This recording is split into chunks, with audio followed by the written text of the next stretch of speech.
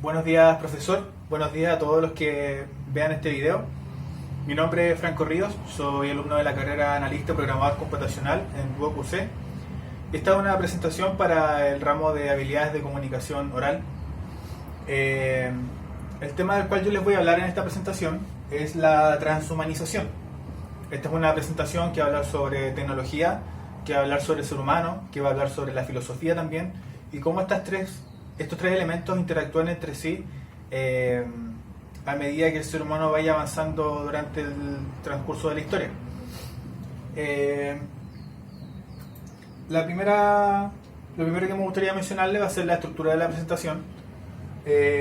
Primero les voy a dar una definición sobre qué es la transhumanización, cuáles son sus alcances también. También vamos a hablar sobre algunas aplicaciones actuales de la transhumanización. Luego, un poco sobre la tecnoética, la moral y la ética que está relacionada con la transhumanización. Y al final les voy a mostrar un collage donde puse algunas imágenes de la cultura pop, cine, literatura, donde tocan temas relacionados con la transhumanización, que sin saberlo está a la orden del día en todos lados. O sea, un tema que está muy discutido, pero no como el tema, lo que es propiamente tal, por así decirlo, está dentro de algunas cosas. Y eso, y al final también vamos a ver un video cortito de aplicación de transhumanización. Así que eso, en primer lugar hay que saber qué es el transhumanismo. O sea, la transhumanización es el efecto de transhumanizarse, por así decirlo. Pero el transhumanismo es el pensamiento que está, la idea que está detrás de la transhumanización.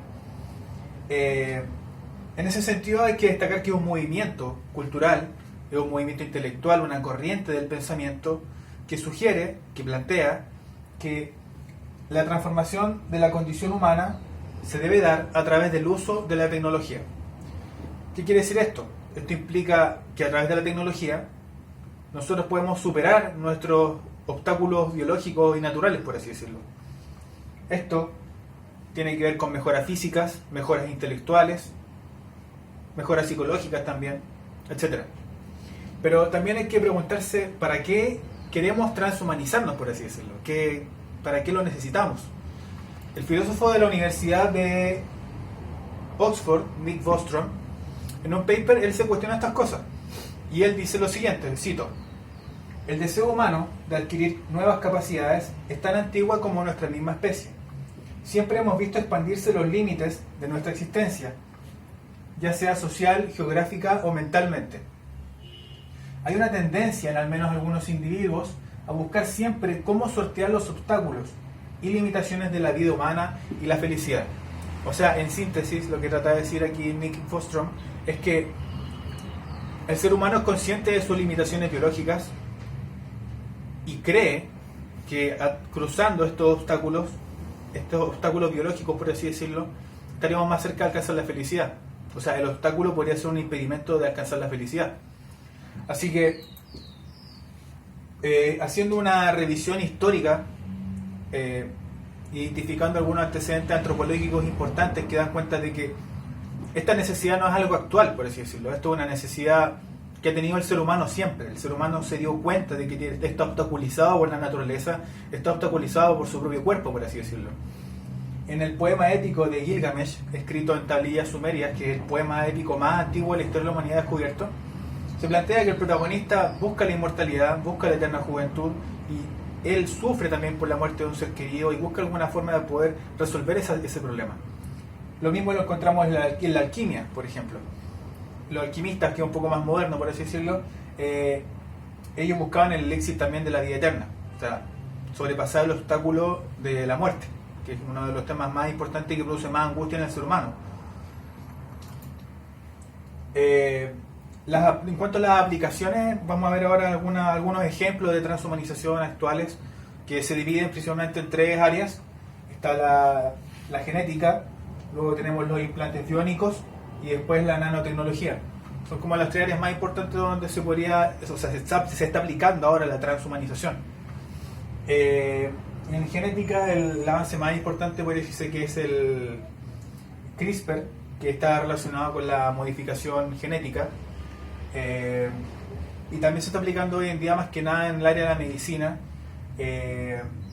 para la erradicación de enfermedades y también para el control de la propagación de enfermedades.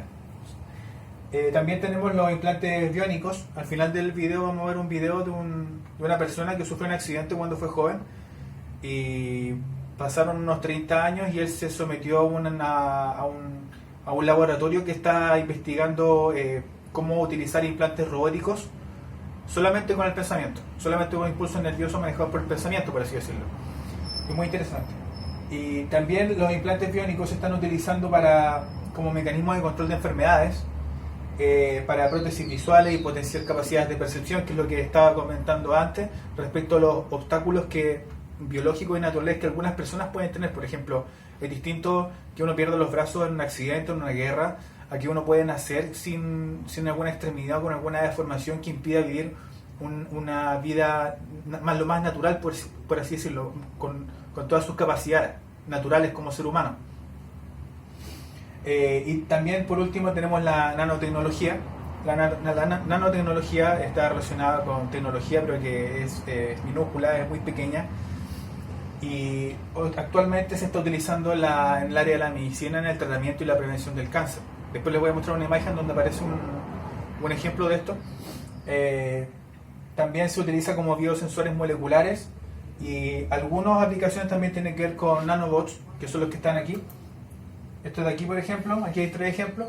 El nanobot, este aquí, es una especie como de un robot chiquitito que se inocula en el organismo para que pueda hacer el tratamiento de las enfermedades. O sea, rastrea patógenos y los elimina. Aquí en la esquina superior derecha tenemos una persona que le falta la pierna derecha. Puede ser por un accidente, puede ser por una deformación, no lo sabemos, pero está utilizando un implante robótico que le permite caminar. O sea, pudo sobrepasar ese límite natural y puede tener una vida más normal, por así decirlo, físicamente. Y aquí en el lado izquierdo vemos como una caricatura que está manipulando un código genético. Ahora les voy a hablar sobre la tecnoética. La tecnoética, hay muchos temas relacionados con la tecnoética, pero más que nada trata sobre cuáles son los límites de la transhumanización, en este caso, en esta presentación, obviamente. Igual la relación con la moral, con la ética, los marcos legales de la aplicación de la transhumanización. También está relacionado con la futurología, que es lo opuesto a la historia, a los historiadores. Los historiadores ven el pasado, la futurología es una disciplina que se encarga de ver el futuro, de cuestionarse cómo va a ser el futuro y cómo podemos prevenir que ocurran crisis relacionadas con la interacción entre la tecnología y el ser humano aplicado a la transhumanización. Pero antes que nada me gustaría, en vez de dar una definición propiamente tal, Platón tocó este tema en su libro La República, el segundo libro, y él creó escribió una fábula que se llama el mito del anillo de Giges. Y este mito cuenta la historia de Giges, que es este pastor que está aquí abajo, que es una persona, un caballero, un proletario, pastor que vive en un reinado con una jerarquía social, ¿cierto? Y resulta que un día él estaba pastoreando, estaba descansando en su campo y las divinidades enviaron catástrofes, enviaron terremotos, lluvias, y el tema es que cuando ocurrieron todas estas catástrofes naturales, Giges en su campo se abrió un abismo muy grande y en este abismo él encuentra este caballo de bronce que está aquí con un agujero adentro, y adentro de ese agujero había una persona y esa persona tenía un anillo y Giges lo que hace es sacarle el anillo, vuelve a su campo y descubre que el anillo, al darle una vuelta, se puede hacer invisible y cuando le da otra vuelta vuelve a la normalidad. Y él obviamente se da cuenta de que tiene un poder muy grande que nadie más tiene, es un poder muy grande. Y lo que hace él con ese poder ya entra al área como de cuestionarse si está bien o está mal, porque él con ese anillo después va donde la reina, la seduce y junto a ella conspiran contra el rey, lo asesinan y él se vuelve el nuevo rey del lugar donde él vivía. Entonces Glaucón, que es uno de los personajes del libro de la República y que es hermano de Platón, él dice que las personas son injustas por naturaleza, que es básicamente lo que trata de decir esto. Y cito: el ser humano hace el bien hasta que puede hacer el mal, cuando se hace invisible y puede acceder a cosas que no son suyas y se corrompe. O sea, lo que estoy tratando de transmitir con esto es que las tecnologías ya de por sí implican un poder muy grande, y que lo que delimita si el accionar con esa tecnología es bueno o malo hay que discutirlo, porque el fin último vendría siendo el bien común. Si el uso es para el bien individual, eso va a generar mucho conflicto con otras personas y puede entrar en catástrofes muy grandes, por así decirlo. Y lo otro tiene que ver con el anonimato, ya que, por ejemplo, al principio estamos hablando acerca de las capacidades naturales, de aumentar las capacidades naturales del ser humano, de sobrepasar obstáculos, pero ¿qué pasa si hay tecnologías que te llevan al anonimato, que de poder utilizar ese poder en el anonimato, que es lo que hace Giges con el anillo? Así que, bueno, básicamente eso es la tecnoética vista desde la filosofía y desde lo que plantea Platón. Entonces podríamos decir que la tecnoética, como un área tan grande, implica muchas cosas, tanto a nivel biológico, a nivel ambiental, a nivel psicosocial y sociológico. Podríamos decir que es un estudio multidisciplinar que incluye las comunicaciones, las ciencias sociales, la ética aplicada, la filosofía, la psicología, la sociología, etc.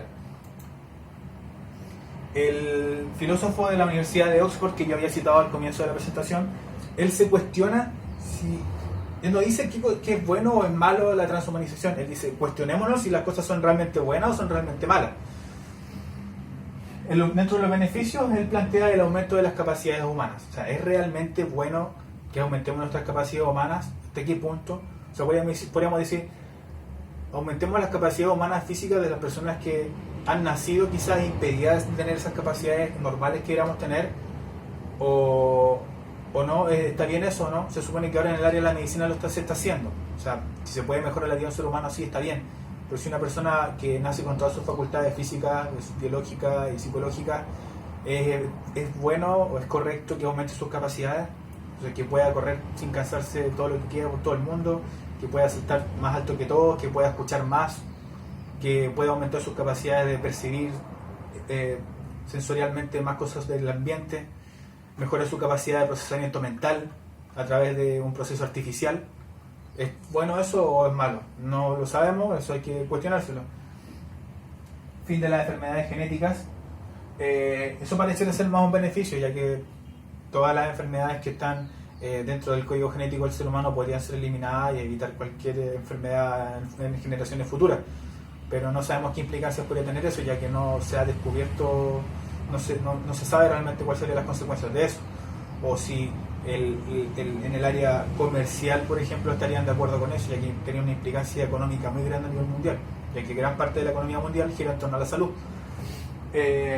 La criogenización también es una técnica en la cual las personas que están enfermas y no se ha descubierto su enfermedad, no saben cómo tratarla, las congelan y las despiertan, puede ser en muchos años, décadas, hasta que se descubra la enfermedad. Bueno, esto realmente es ético. O sea, es ético porque esto es un servicio que ya se entrega, pero el problema es que es muy caro. No todas las personas pueden criogenizarse, entonces es justo que un avance tecnológico sea solamente para aquellos que puedan pagarle, por los que no. O sea, no lo sabemos, yo solamente estoy cuestionándome estas cosas. O sea, estoy aceptando la invitación a cuestionarnos de este filósofo, de si esas cosas son realmente buenas o no. En contra, por ejemplo, es el aumento de la desigualdad. ¿Es realmente malo o está bien que sea desigual? ¿Está bien que algunos tengan y otros no? No lo sabemos. La desigualdad, la degradación y la violencia, ya que existiría, según este filósofo, cierto clasismo entre aquellos que son humanos y los que son transhumanos o posthumanos, se les dice en esta corriente de transhumanismo que les mencionaba al comienzo, que es una corriente de pensamiento. Ellos plantean que hay una escala de evolución del ser humano, donde está el humano natural, el transhumanizado, o sea, que ya está interactuando en su desarrollo con la tecnología, y el posthumano, donde ya la tecnología está instaurada en la sociedad. Todos, con la mayoría, por así decirlo, la sociedad quizás debiera funcionar en torno a la tecnología y que el desarrollo del ser humano esté en base a la tecnología. Ese es el tema. Entonces, ¿existiría cierto clasismo entre aquellos que no quisieron transhumanizarse, como una tecnofobia, por así decirlo? Quisieron ser como más conservadores, en contrario a los que serían más adeptos a la transhumanización. Hay que cuestionárselo. Y también que sería solo para ricos, dice el filósofo. Y lo otro es que también podría potenciarse los trastornos psicológicos, ya que es tierra de nadie, no está investigado, serían cosas nuevas. Y lo más seguro es que todos estos cambios sociales que podrían producirse en una sociedad transhumanizada podrían generar trastornos psicológicos, trastornos adaptativos, problemas en los niños, no lo sabemos, pero cosa de pensar un poco y darse cuenta de que podría ser. Y ahora, en cuanto al arte, me gustaría mostrar algunas cosas que están relacionadas en la cultura pop, el cine, la literatura, donde podemos encontrar que el tema de la transhumanización está a la orden del día desde hace mucho tiempo. Hay muchas películas de ciencia ficción. La ciencia ficción lo que busca realmente es especular sobre el futuro, y hay muchas historias de animación japonesa, por ejemplo, de ciencia ficción, de películas, literatura, que especulan sobre qué pasaría si el ser humano realmente se transhumanizara, o sea, qué sucedería también en una sociedad posthumana. Uno de los libros más importantes de ciencia ficción es de William Gibson. Él es el padre del cyberpunk, que es un subgénero de la ciencia ficción, que se llama Neuromancer. Y no sé si se puede ver bien aquí en la presentación, pero aquí vemos una persona que está conectada con uno de estos lentes que se usan hoy en día de realidad virtual, pero está lleno de cables aquí en el cerebro, están todos estos cables conectados en su cerebro. Y esta es una sociedad donde las personas viven como en una alucinación consensuada, donde ellos, o sea, es como si vivieran en el internet, es como están transhumanizados para vivir virtualmente, físicamente y virtualmente en otro lugar. Esto nos lleva a preguntarnos sobre las implicancias que tiene la interacción ya más fusionada entre el internet y el ser humano.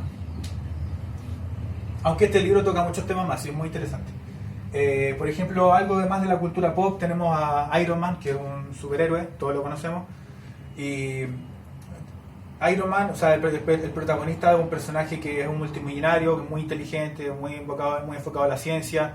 Y él usa un traje que le permite volar, puede tirar superpoderes, tiene rayos en las manos, puede volar, lanzar misiles, es como un ejército completo de personas en una pura persona. Y en una película, creo, o un cómic, la sociedad americana donde vive Iron Man lo cuestionan a él y le dicen: oye, pero ¿es correcto que tú tengas tanto poder? ¿Es correcto que todo el país dependa solamente de ti cuando ocurran catástrofes? Y empiezan a cuestionarlo a él, y empiezan a decirle que empieza a ceder un poco acerca de su poder para que sea más justa la situación social de poder utilizar estas herramientas para salvar al mundo, por así decirlo. Pero ¿qué pasaría si Tony Stark se volviera malo, por ejemplo, o inestable emocionalmente?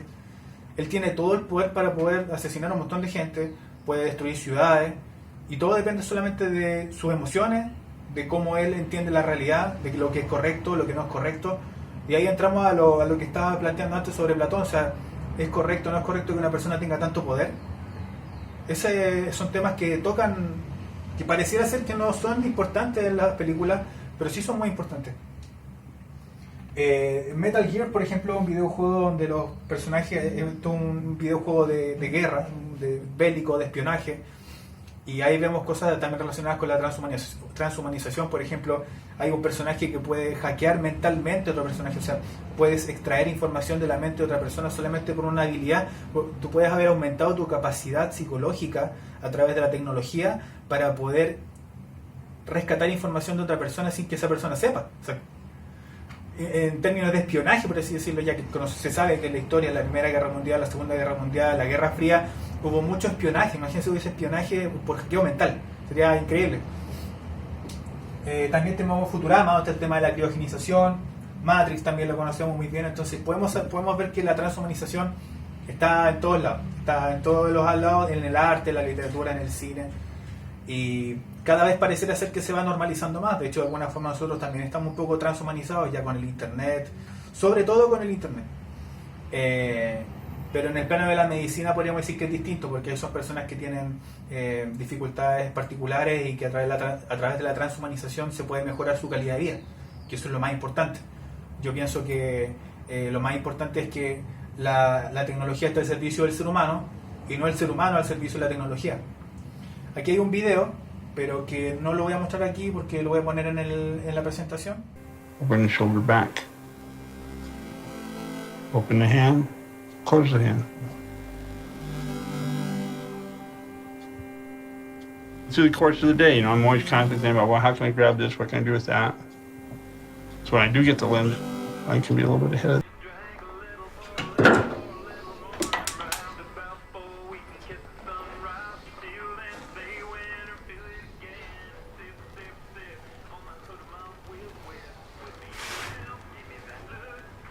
There's always something else coming up. I got to face something I've never faced before, it seems like every day. I mean, yeah, there's a lot of stuff I can do, but there's still a lot in the background I can't do. You can? Can. Good girl. Okay.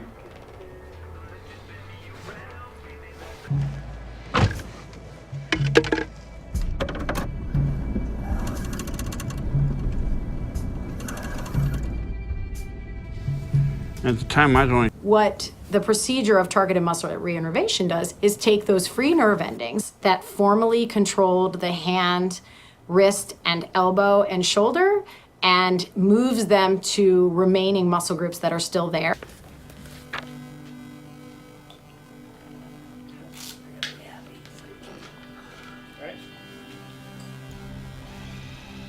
These limbs, they are mind controlled. Closed.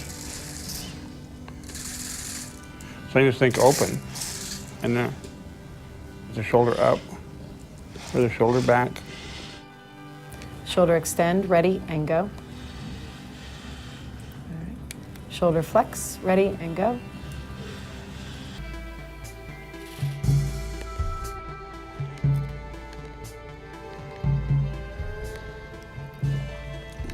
If they only knew what was in this bottle. Así que bueno, esa sería mi presentación. Espero que les haya gustado. Muchas gracias. Y eso. Chao.